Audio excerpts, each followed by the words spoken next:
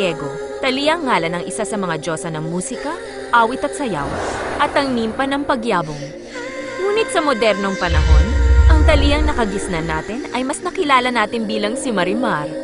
Kilalanin pa natin si Thalia, ang Latinang diyosa ng modernong sining. Ipinanganak si Ariadna Thalia Sodi Miranda, eksaktong alas 7:30 noong 26 ng August taong 1971 sa Mexico City. Siyang pinakabata sa 5 magkakapatid. Ang kanyang inang si Yolanda Mangue ay isang pintor. Ang kanyang ama namang si Ernesto Pallares ay isang siyentipiko, kriminologo, doktor at manunulat na sa kasawiang palad ay pumanaw nung siya ay 5 taong gulang pa lang. Nag-aral siya sa prestigyosong Liceo Franco Mexicano at nakakuha ng matataas na marka. Malaki na itulong ng pag-aaral niya doon dahil nagawa niya magsalita ng wikang Pranses sa murang edad pa lang. Nagsimula ang kanyang karera sa musika noong 1981 nang makasama siya sa child group na Din Din.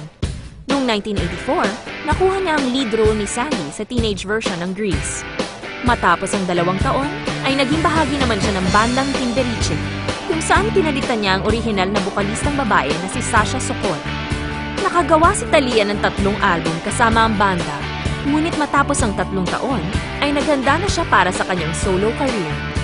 Ang kanyang unang album na pinamagatang Thalia ay inilabas ng Fonovisa Records noong 1990. Naging kontrobersyal ang una niyang album dahil sa mga awitin nitong mga temang hindi agad tinanggap ng publiko. Ang kanyang ikalawang album, na Mundo de Cristal, ay 2 beses na tinanghal na gold sa Mexico dahil sa mga awitin nitong nanguna sa mga hit charts. Lalo pang yumabong ang karera niya sa musika nang ilabas ang ikatlo niyang album na Love at makakuha ng platinum at gold certification sa Mexico.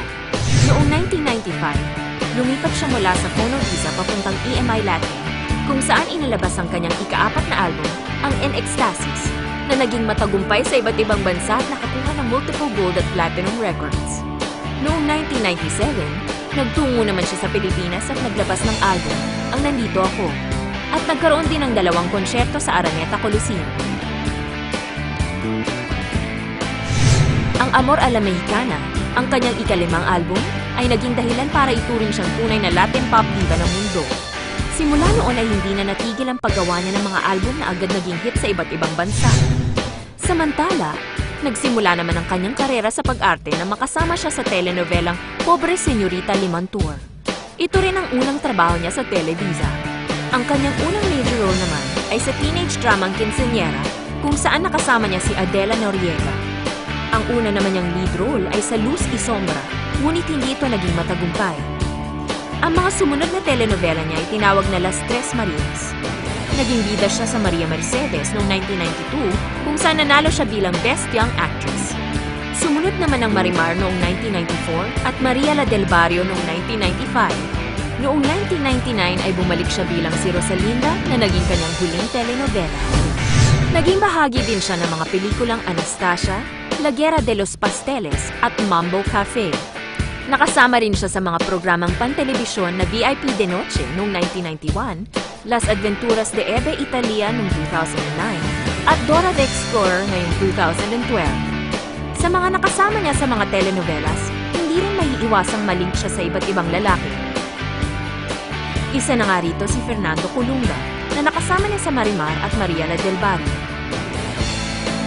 Ang iba naman ay napabalitang nakadate niya tulad ni Jaime Camil, Alejandro Ibarra at Luis Miguel na pawang mga artistang Latino.